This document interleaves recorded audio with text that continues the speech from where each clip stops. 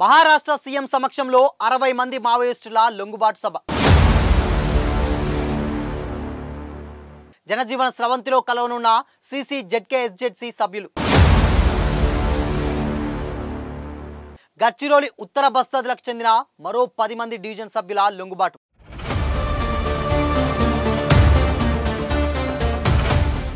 నమస్తే, welcome to Disha TV.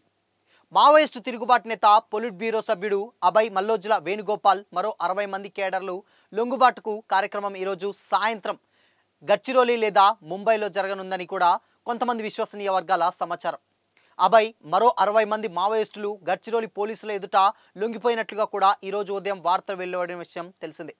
అయితే అది నిజమేనని తెలిసింది. వీళ్ళందరూ గడ్చిరోలి పోలీసుల అదుపులో గత రాత్రి నుంచి ఉన్నమాట వాస్తవమని, అయితే ఇంత పెద్ద సంఖ్యలో నక్సల్స్ లొంగిపోయినప్పుడు దాన్ని భారీ స్థాయిలో సభగా నిర్వహించాలనే తలంపుతో మహారాష్ట్ర ప్రభుత్వం ఉన్నట్లు తెలిపాయి.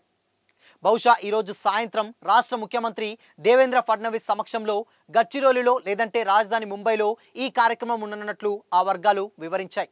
లొంగుబాటు కార్యక్రమంలా కాకుండా అభయ్ నోటితో సాయుధ పోరాట విరమణ ప్రకటన చేయించి వీరందరినీ ప్రధాన జనజీవన స్రవంతిలో కలిసినట్లు ప్రకటించేటువంటి అవకాశం ఉందని కూడా పరిశీలకులు భావిస్తున్నారు. లొంగిపోనున్న మావోయిస్టు నేతల్లో సిసి సభ్యుడు, north sub zonal bureau chief Rupesh Ashanna, Takkalapalli Vasudevarao సహా దండకారణ్య స్పెషల్ జోనల్ కమిటీ సభ్యులు 3, గడ్చిరోలి ఉత్తర బస్తద్ 3 డివిజన్లకు చెందినటువంటి 10 మంది డివిజన్ కమిటీల సభ్యులు, పలువురు కంపెనీ అండ్ ప్లాటూన్ కమాండర్లు, ఏరియా కమిటీ సభ్యులు ఉన్నట్లు సమాచారం. వీరందరూ ఆయుధాలతో లొంగిపోతారా లేదంటే సభలో కొత్త రాజకీయ పార్టీ ప్రకటన చేస్తారా అన్నది తెలియాల్సి ఉంది. ఈ రోజు సాయంత్రం సభలోనే ఈ క్లారిటీ వస్తుందని కూడా మహారాష్ట్ర మీడియా వర్గాలు కూడా అంటున్నాయి. సో మొత్తంగా ఒకేసారి 60 మంది నక్సల్స్తో లొంగిపోవడం నిజంగా రాష్ట్రంలోనే ఒక పెను సంచలనంగా మారిందన్న విషయం అందరికీ, అంటే ప్రతి ఒక్కరికి, అటు ముంబై మీడియాలో కానీ లేకపోతే ఇప్పుడు తెలుగు మీడియాలో కూడా ఇదే ఇప్పుడు హాట్ టాపిక్గా మారింది.